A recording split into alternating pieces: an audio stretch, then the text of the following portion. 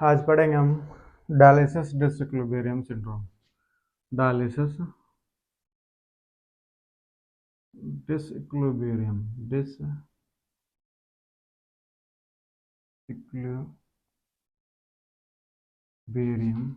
Syndrome syndrome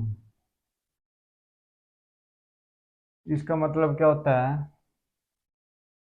ये वैसे तो बहुत कम होती है ये, पर एक तो पहली कंडीशन तो इसके जैसे फर्स्ट टाइम डायलिसिस होती है तब होती है। फर्स्ट ईयर सिंड्रोम भी बोल देते हैं इसको, फर्स्ट ईयर सिंड्रोम। इसमें क्या होता है, मतलब कि जब हमारे ब्रेन सेल्स में पानी आ जाता है तब ये कंडीशन आती है पेशेंट की, एक प्रकार की कॉम्प्लिकेशन है। इसमें क्या होएगा, इसके दो तीन में होते हैं।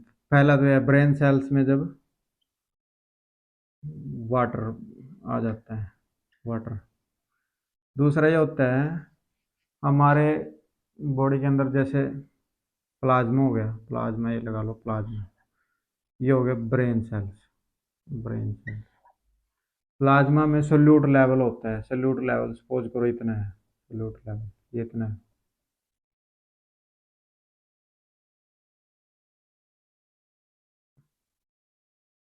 जब हम डायलिसिस स्टार्ट करेंगे, पेशेंट की डायलिसिस स्टार्ट करेंगे तो क्या होगा, डायलिसिस में क्या होगा, जो प्लाज्मा का सोल्यूट लेवल है, मतलब कि सोल्यूट में जैसे सोडियम पोटासियम और कैल्शियम, ये इलेक्ट्रोलाइट्स होते हैं सोल्यूट में। इलेक्ट्रोलाइट्स का लेवल कम होना स्टार्ट हो जाएगा, सोल्यूट लेवल कम हो जाएगा, सोल्यूट लेवल डाउन जाएगा। तो क्या होएगा, जो हमारे वाटर होता है ना, वाटर वाटर वो प्लाज्मा से ब्रेन सेल्स में शिफ्ट हो जाएगा, ब्रेन सेल्स में शिफ्ट हो जाएगा, शिफ्ट हो जाएगा, ब्रेन सेल में शिफ्ट हो गया। एक तो ये आ गया।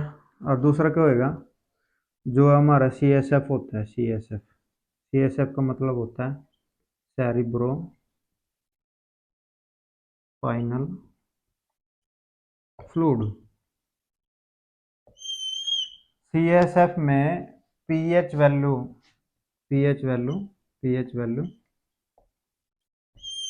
पीएच वैल्यू का लेवल कम ज़्यादा हो जाएगा, कम भी हो सकता है, ज़्यादा भी हो सकता है। जैसे पीएच कम ज़्यादा होएगा तो ये सेरिब्रोस्पाइनल फ्लूइड किस में होता है, ब्रेन में, हमारे दिमाग में, और जो हमारी रेडिकल देते हैं उसमें।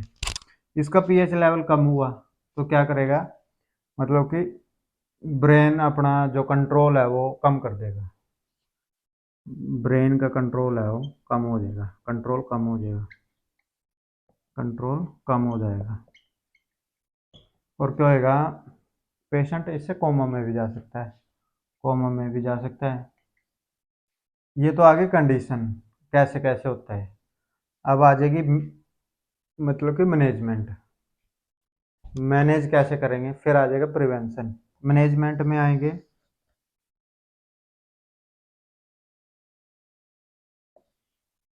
मैनेजमेंट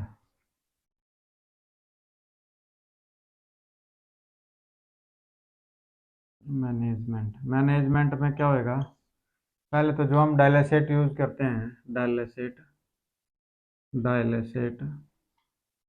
वो करेंगे हम, सोल्यूट लेवल कम होना चाहिए, सोल्यूट लेवल कम का यूज करेंगे, ठीक है। मशीन की ब्लड पंप स्पीड है वो कम होनी चाहिए, जैसे 150। अगर हमें लगे इस पेशेंट को हो सकता है तो 3 डायलिसिस तक रखेंगे, 3 डायलिसिस की कंडीशन है। ब्लड पंप डायलिसेट फ्लो भी कम रखना है, डायलिसेट फ्लो भी कम रखना है, ठीक है। ये भी ला लो 300 से 400 के बीच, ठीक है। ये हो गया। और दूसरा आ जाएगा यूएफ लेवल भी कम रखना है, ये भी मिनिमम मिनिमम, ठीक है। चौथा आ गया टाइम, टाइम हमने रखना 2 से 2.5 घंटे की डायलिसिस बस, 2 से 2.3 आवर्स की डायलिसिस, इससे ऊपर नहीं। ये हमने दूसरी डायलिसिस में 3 घंटे कर देंगे, तीसरी हम 3.5 की कर सकते हैं, ऐसे करना है, ठीक है। ये तो आ गया अपनी मैनेजमेंट। अब देखेंगे प्रिवेंशन। मैनेजमेंट में तो हमने ये कर दिया, प्रिवेंशन में सपोज करो प्रिवेंशन, प्रिवेंशन पेशेंट डीडीएस में चला गया तो क्या करेंगे,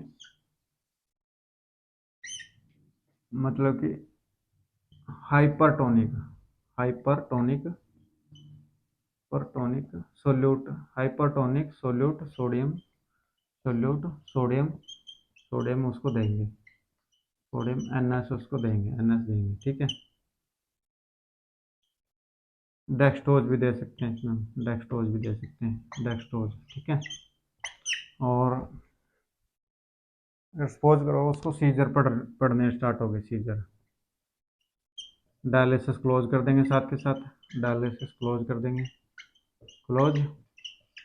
और अगर नेसेसरी है तो एयरवे ठीक करेंगे उसका, एयरवे, और वेंटी पे उसको ले लेंगे, वेंटी ले लेंगे, वेंटिलेटर, ठीक है। ये तो हमारा डीडीएस था, इसके साइन सिम्टम, मैनेजमेंट और प्रिवेंशन हमने बता दिया है। अगर आपको वीडियो अच्छी लगे तो लाइक और सब्सक्राइब जरूर करें, सब्सक्राइब।